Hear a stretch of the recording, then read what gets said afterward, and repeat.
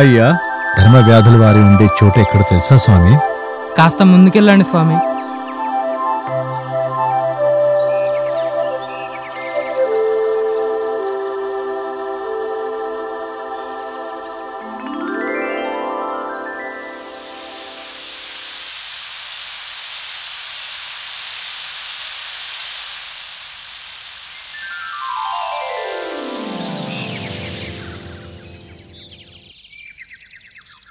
స్వామి, ధర్మ వ్యాధుల వారి ఉండే చోట ఎక్కడ తెలుసా స్వామి? ఈ జనకపురిలో ఆ మహాత్ముల గురించి తెలియని వారంటూ లేరు స్వామి. నాకు తెలియదు స్వామి. ఈ ఊరి కొత్తనా స్వామి? అవును స్వామి. అయితే ఇలా వెళ్ళండి స్వామి.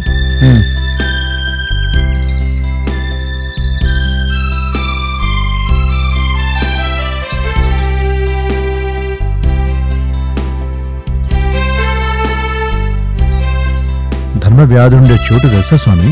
మాంసం కొట్లో ఉంటాడు. మాంసం కుట్ట.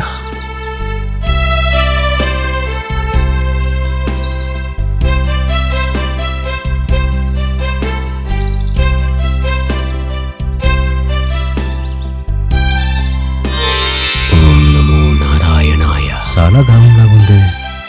సాలాగ్రామం, శ్రీహరి నిలయం. ఇది వ్యాధుడి దగ్గర ఉండడం ఏంటి?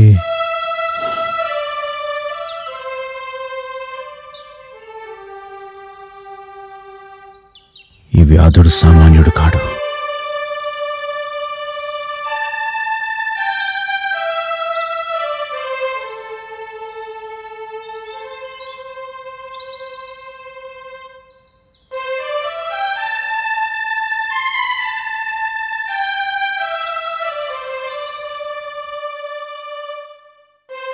ఆ మాంసం విక్రయించే వ్యాధుడు గురించి ఆ పతివ్రత శిరోమణి అంతా గొప్పగా పొగుడుతుందా?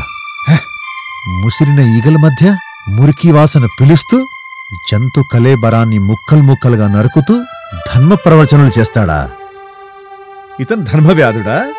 నేను తపోశక్తిని సాధించిన ఈ బ్రాహ్మణుడైన కౌశికుడికే ధర్మము, సూక్ష్మధర్మము బోధిస్తాడా?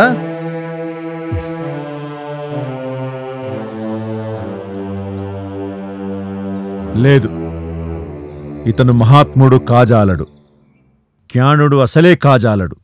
ఆ పతివ్రత శిరోమణి పొరపాటు పడి ఉంటుంది. మునివర్యులకు హృదయపూర్వక వందనములు. మిమ్మల్ని నా దగ్గరకు పంపిన సాత్వికమణి కుశలమేగా? ఆ స్త్రీమూర్తికి, ఈ వ్యాధుడికి ఈ దివ్యదృష్టి ఎలా కలిగి ఉంటుంది? మునివర్య, నన్నే ధర్మవ్యాధుడు అంటారు. వ్యాధుడా, మీరు పరమ జ్ఞాని అని విన్నాను. నా ధర్మ సందేహాలకు సమాధానం చెప్తారని వచ్చాను. ప్రయత్నిస్తాను. ప్రశ్నించండి మునివర్య. మీ ఘోర జీవన వృత్తికి నా మనసు మిగులు దుఃఖం పొందినది. ఆ వృత్తి చేయడానికి కారణమేమి? మిథిలా నగరమును జనక మహారాజు పరిపాలన సాగించుచున్నారు. వర్ణశ్రమ ధర్మములు వీడినవాడు తన పుత్రుడైన మా జనక మహారాజులు శిక్షించును. మా కులాచారం మాంసం అమ్ముట. నేను మా కులాన్ని అనుసరిస్తున్నాను. రాజ్యంలో ప్రజలు మీల ధర్మాన్ని పాటిస్తారా? ఇందులో అనుమానం లేదు. ఈ మిథిలా నగరంలో తమ తమ వృత్తి ధర్మములను అనుసరిస్తారు. ఈ గొప్పతనం మా జనక మహారాజుదే. ఆయనే మా ధర్మప్రభువు. మీ జన్మ ఏంటి? మీరు చేస్తున్న పని ఏంటి? మీకు అసహ్యమేయట్లేదా?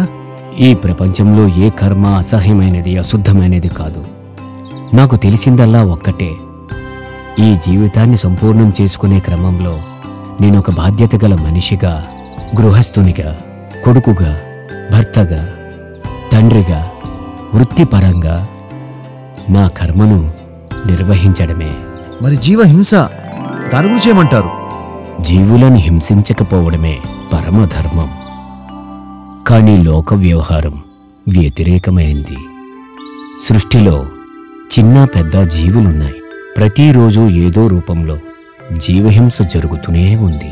చెట్లల్లో, చిన్న చిన్న మొక్కల్లో జీవం కలదు. యుద్ధంలో వేలాది సైనికులను హతమార్చి జీవహింస చేస్తున్నారు. పాములను, తేళ్లను ఎవరూ సంకలో పెట్టుకోరు కదా.